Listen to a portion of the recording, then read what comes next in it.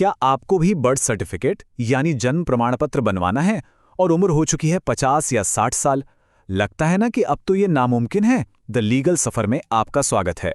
बहुत से लोग यही मानते हैं कि बड़ी उम्र में सर्टिफिकेट बनवाना लगभग नामुमकिन है, लेकिन सच कहूं तो ऐसा बिल्कुल भी नहीं है।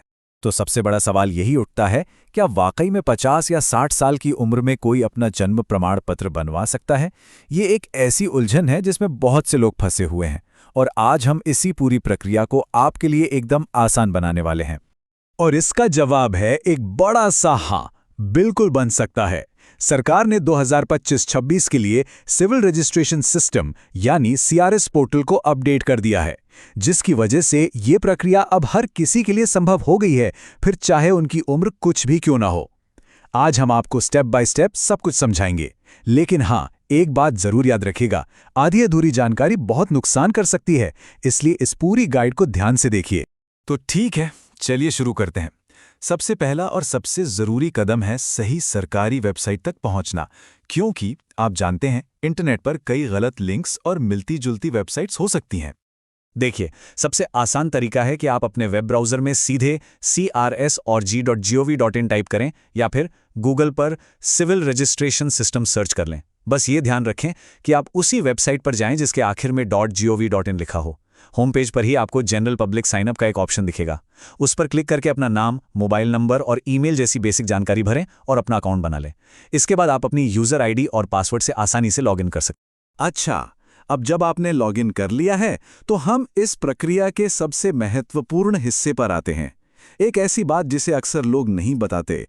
कानून के मुताबिक जन्म प्रमाण पत्र बनवाने के दो बिल्कुल अलग अलग रास्ते हैं, और ये इस बात पर निर्भर करता है कि आप आवेदन कब कर रहे हैं। ये सब कुछ जन्म और मृत्यु पंजीकरण अधिनियम 1969 के तहत आता है। यही वो केंद्रीय कानून है जो पूरे भारत में इस प्रक्रिया को कंट्रोल करता है। तो चलिए अब ये समझते हैं कि ये कानून आपके मामले पर कैसे लागू होता है और वो दो अलग अलग रास्ते कौन से हैं।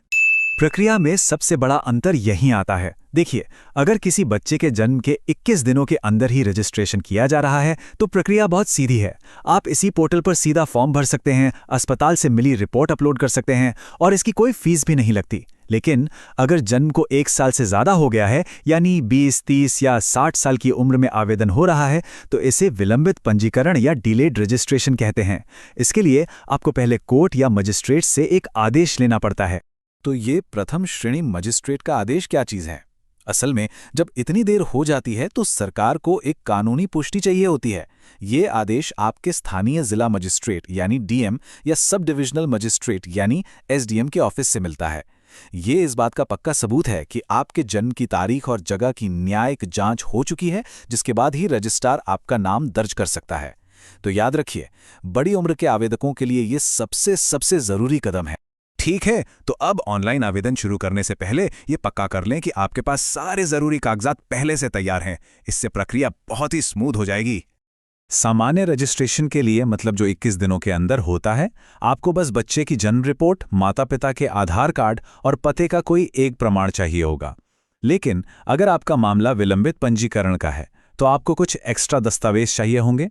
इनमें शामिल हैं नॉन अवेलेबिलिटी सर्टिफिकेट यानी NAC, जो ये साबित करता है कि आपके जन्म का रिकॉर्ड पहले से मौजूद नहीं है, एक एफिडेविट जिसमें आपको देरी का कारण बताना होगा, और सबसे ज़रूरी कोर्ट का वो आदेश जिसके बारे में हमने अभी बात की थी।